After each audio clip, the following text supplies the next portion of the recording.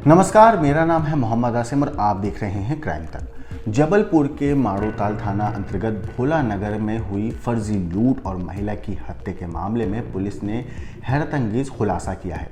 इस वारदात का मुख्य सूत्रधार कोई और नहीं बल्कि गर्भवती रेशमा का पति शुभम चौधरी ही था, जिसने लूट और मारपीट की झूठी कहानी रचकर पुलिस को गुमराह किया था।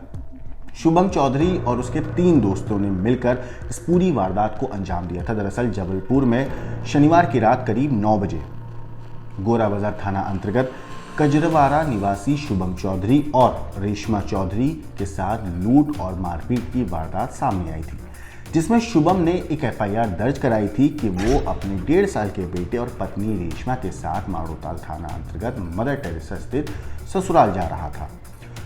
मगर जब ये ससुराल जा रहे थे उसी दौरान रास्ते में बाइक सवार कुछ लोगों ने इनकी कार पर पत्थर फेंका और लूट की वारदात को अंजाम दिया और पत्नी की हत्या कर दी थी।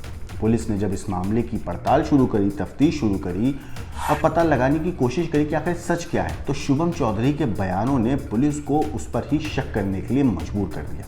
और जब पुलिस ने इस पूरी कहानी के बारे में जानना चाहा तो पता चला कि उसी इलाके में रहने वाले लोगों से पुलिस ने उससे पूछताछ करनी शुरू करी, तो उन्होंने किसी भी वारदात से इनकार कर दिया। इसके बाद पुलिस ने शुभम को संदेह के आधार पर हिरासत में लेकर सख्ती से पूछताछ करी, जिसमें शुभम ने पूरी कहानी पुलिस को बताई। तो पुलिस के भी जब होश उड़ गए थे जब शुभम ने उनको पूरी कहानी बताई। दरअसल शुभम का एक अन्य महिला के साथ अवैध संबंध है और इसकी जानकारी उसकी पत्नी रेशमा को भी थी। रेशमा ने करीब 3 महीने पहले दशहरे के वक्त गोरा बाजार थाने में शुभम और एक महिला के अवैध संबंध होने की शिकायत पुलिस में दर्ज कराई थी, जिसके चलते दोनों में अक्सर विवाद होता था। पुलिस में शिकायत दर्ज करवाने को लेकर शुभम अपनी पत्नी से नाराज था। वो उसे गुस्सा था कि उसकी पत्नी ने उसके खिलाफ पुलिस में शिकायत दी है और इसी रंजिश के तहत उसने रेशमा की हत्या करने की पूरी साजिश रची थी, लेकिन उसे सही मौका नहीं मिल रहा था। जिसके बाद शनिवार की शाम शुभम ने रेशमा को घुमाने के लिए ले जाने की योजना बनाई। इसके साथ ही उसने अपने 3 दोस्तों को भी हत्या करने के लिए राजी कर लिया था। इसके लिए शुभम ने अपने दोस्तों को तकरीबन 60,000 रुपए की सुपारी दी हुई थी, जिसमें से वो 20,000 रुपए उन्हें एडवांस दे चुका था। पूरी प्लानिंग के मुताबिक शुभम रेशमा और 1.5 साल के बेटे को साथ लेकर कार से निकला था। इसके बाद तीनों पाट बाबा मंदिर पहुंचे, जहां दर्शन करने के बाद शुभम उन्हें लेकर मोहनिया स्थित टोला बस्ती पहुंच गया और सुनसान जगह पर गाड़ी रोककर अपने दोस्तों का इंतजार करने लगा। जैसे ही उसके दोस्त वहां पहुंचे, शुभम अपने बेटे को लेकर कार से उतर गया। बाकी 3 दोस्त जो हैं वो कार में बैठे और उन्होंने एक गमछे से रेशमा का गला घोंटकर उसकी हत्या कर दी। इस वारदात को अंजाम देने के बाद शुभम जो है पत्नी का शव कार में ही लेकर वहां से चारों तरफ घूमता रहा और दोस्तों के साथ भोला नगर में उसने कार रोकी और फिर पत्थर से कांच गाड़ी का तोड़ा। प्लानिंग के तहत इस दौरान उसने खुद को भी बचाने के लिए दोस्त की मदद से खुद के सिर पर भी पत्थर से वार करवाया, ताकि किसी को शक ना हो कि ये सब उसकी प्लानिंग का हिस्सा था। इसके बाद शुभम के 3 दोस्त उसके मोबाइल, पर्स और बाकी कीमती सामान लेकर ऑटो से वहां से निकल जाते हैं। पत्नी के शव को कार में ही लेकर शुभम अपनी ससुराल पहुंचा और फिर वहां से अस्पताल लेकर गया, जहां रिश्तेदारों ने पुलिस को इत्तला दी। यहां पूरी कहानी लूट की बताई गई। बहरहाल शुभम और उसके दोस्तों को पुलिस ने गिरफ्तार करके जेल भेज दिया है। मगर जरा सोचिए कि एक तो इस शख्स ने अपनी पत्नी की हत्या करवाई, न सिर्फ पत्नी की, उसके पेट में पल रहे बच्चे तक को भी इसने नहीं बख्शा। इस शख्स के ऊपर हैवान इस कदर सवार हो चुका था और अपनी पत्नी को रास्ते से हटाने के लिए, यूं कहूं कि उससे बदला लेने के लिए इस शख्स ने एक पूरी फिल्मी कहानी रची और प्लानिंग के तहत इसने अपने दोस्तों को पूरा हायर किया, सुपारी दी उन्हें, मौका देखकर उन्हें जगह बुलाया, पत्नी को गाड़ी में बिठाया रखा, खुद बाहर निकला। पत्नी का उन्होंने गमछे से गला दबाया।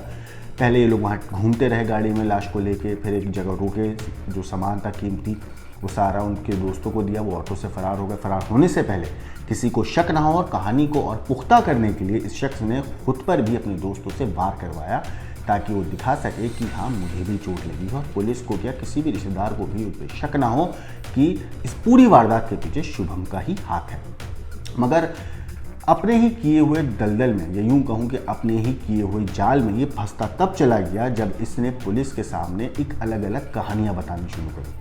क्योंकि हर बार जब भी ये कहानियां बता रहा था, जब भी अपना बयान पुलिस को दे रहा था, कुछ ना कुछ उसमें नया ऐड कर रहा था। अपने पिछले बयान से हर बार इसके बयान अलग हो रहे थे, मैच नहीं हो रहे थे, जिसके बाद पुलिस को इस पर शक बढ़ता चला गया। पुलिस ने तफ्तीश करी, अलग अलग एंगल से जांच करी।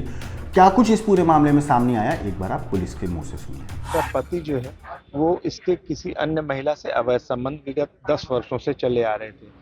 इन संबंधों के चलते इसकी पत्नी से इसका हमेशा ही विवाद होता था और ये विगत 6 माह पूर्व लगभग दशहरे के समय में इसकी पत्नी के द्वारा एक रिपोर्ट गोरा बाजार थाने में उस महिला के संबंध में दर्ज कराई गई थी जिसके साथ इसके पति के संबंध थे। लिहाजा उस रिपोर्ट के दर्ज होने के बाद इसके पति को और उस महिला को थाने में तलब किया गया था और उस आवश्यक समझाइश दी गई थी, परंतु उसके पति के मन में एक भावना उस समय उत्पन्न हो गई कि इसके चलते उसका जो अपमान हुआ है उसका कहीं ना कहीं एक प्रतिशोध उसकी हत्या करके इसको पूरा करना है। लिहाजा उसके बाद से इसके द्वारा इसके मन में प्लानिंग की गई और फिर इसने अपने साथीदारों को इस काम के लिए तैयार किया और विगत 3 से 4 महीने से इस मौके की फिराक में थे कि कब सही मौका है और उसके बाद ये इस घटना को अंजाम दे। ये अपनी पत्नी को लेकर पाट बाबा मंदिर पहुंचता है और उसके बाद फिर मंदिर से जब रवाना होता है तो कुछ दूरी पर जाकर मोहनिया में अपने साथीदारों को साथ में लेता है। उसके बाद आगे बढ़ते हैं और घटना को टोला करके एक जगह है मोहनिया के आगे, वहां पर एकांत सोने निर्जन स्थान पे घटना कारित करते हैं। वहीं अपने पत्नी का गला दबाकर अन्य साथीदारों के साथ में मिलकर मर्डर करते हैं और फिर घटना स्थल जो इनके द्वारा एफआईआर में बताया गया वहां पर पहुंचकर घटना को एक रूपक देते हैं, अपने गाड़ी के कांच में चोट पहुंचाते हैं और खुद के सिर में सूचनाकर्ता के द्वारा पत्थर से चोट अपने साथीदारों के द्वारा पहुंचाई जाकर और फिर उसके बाद मेडिकल पहुंच के और घटना को हमारे और आपके सामने लाते हैं किस तरह की घटना घटी थी। तो सुना आपने पुलिस ने इस पूरे मामले पर क्या कहा, कैसे उन्होंने शातिर कातिल पति को पकड़ा और कैसे अब ये जेल की सलाखों के पीछे है, किस तरीके से इसने पत्नी को मारने की साजिश रची, किस तरीके से पूरी प्लानिंग बनाई और कैसे ये कई महीनों तक इंतजार करता रहा एक सही वक्त का ताकि ये अपनी पत्नी को मौत की नींद सुला सके। फिलहाल ये शातिर पुलिस की गिरफ्त में है और अपने किए हुए गुनाह की सजा काटने की तैयारी कर रहा है। मगर इस कातिल पति के ऊपर आपको क्या कहना है, क्या सोचना है, हमें कमेंट करके ज़रूर बताइएगा। बाकी देश और दुनिया की क्राइम की खबरों के लिए देखते रहिए क्राइम तक।